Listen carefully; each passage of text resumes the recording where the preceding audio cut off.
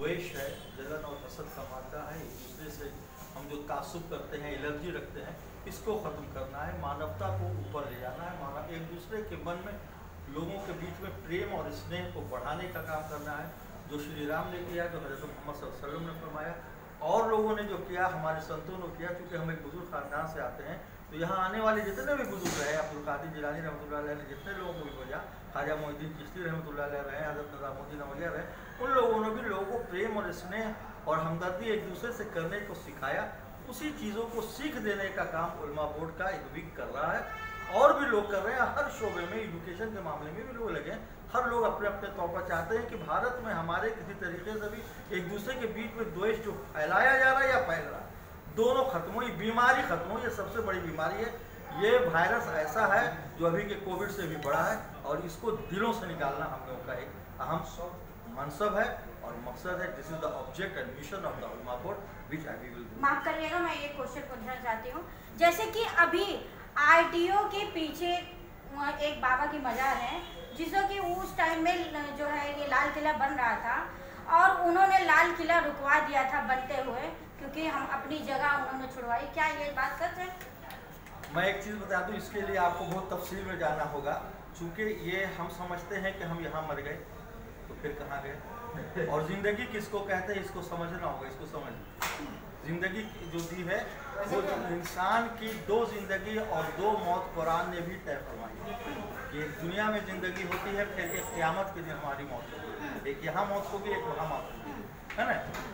तो हम दो ज़िंदगी और दो मौत के बीच में, तो यहाँ से जो हम इस मुल्क को, इस देश को, इस धरती को छोड़कर जो दूसरे युग में जाते हैं, जिसको युग कहते हैं, दूसरे युग में जाते हैं, इसको हिंदू समाज में कहा जाता है कि जो है मरणोपरांत, कि मरने के बाद। तो मरने के बाद हम कहाँ जाते हैं? हाँ, तो आत्मा नहीं मरती, आत्मा के निकलने से शरीर मरता है। तो आत्मा जहाँ रहती है, he is in function and he is doing accordingly to the almighty whatever he said. If he is, अगर वो ईश्वर की भक्त और रसूलों की भक्त है और वेदों की भक्त है, कुरान को मानने वाली, आज के दौर में कुरान को और हदीस को मानने वाली और सच्चाई को मानने वाली है, तो वो कहीं मरा नहीं कहा जाता है उसको। हम लोग उनको कहीं शहीद भी कहते हैं, क्योंकि कुरान में कई तरीके की बातें आई हैं। इसके लिए हमको डीप गुफ्तगू करनी होगी।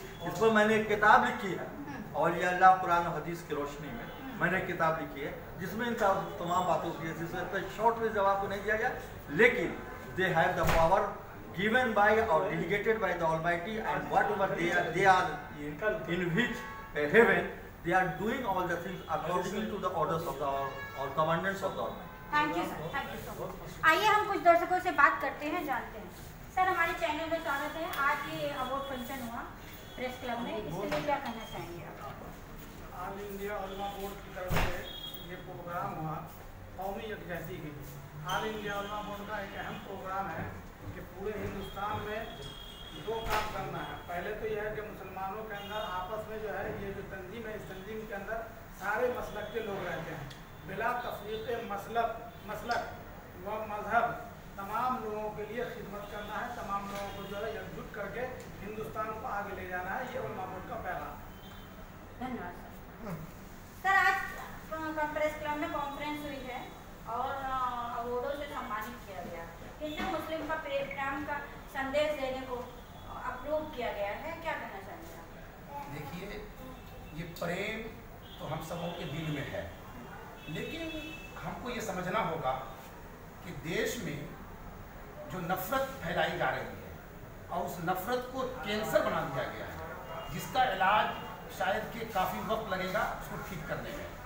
तो हमें समझना चाहिए कि इस देश में जो नफ़रत फैलाने वाले, उनका क्या इलाज है। तो उसके इलाज के हल के लिए ये प्रोग्राम किया गया था। और क्या संदेश देना चाहेंगे हमारे? संदेश ये है कि देश की आबियारी हो, तामीर हो, तरक्की हो, बेरोजगारी दूर हो। इसी तरीके से जो वादे किए गए थे 15 लाख का, वो भी आ जाए, और फिर वादे किए गए थे कि 2 करोड़ नौकरियां होंगी, वो भी हो जाए। जो बेरोजगारियां हो रही हैं, लोग सड़कों पे मर रहे हैं, पेट्रोल की कीमत आसमान को छू रही है, गैस सिलेंडर, आप तो महिला हैं, आप देखिए गैस सिलेंडर महंगा होने की वजह से जो घरों में बुरा हाल है। तो ये सारी चीज़ें ख़त्म होनी चाहिए और देश जो चाहता है, देश की तरक्की जो चाहता होनी चाहिए, वो हम लोग चाहते हैं। तो ये संदेश आपको किस बेस पे देंगे और कैसे ये देश संभलेगा और कैसे लगता है कि गरीब जनता को रोटी मिलेगी? जब आप लोग सच बोलेंगे तो सब रोटी मिलेगी। हम लोग तो आपके साथ हैं, हाँ, पर आप लोग साथ में खड़े होंगे। आप हमारे चैनल पे तो बोल रहे हैं हाँ। और घर जाके बीवी से झूठ बोल रहे हैं, तो कैसे होगा? कौन क्या झूठ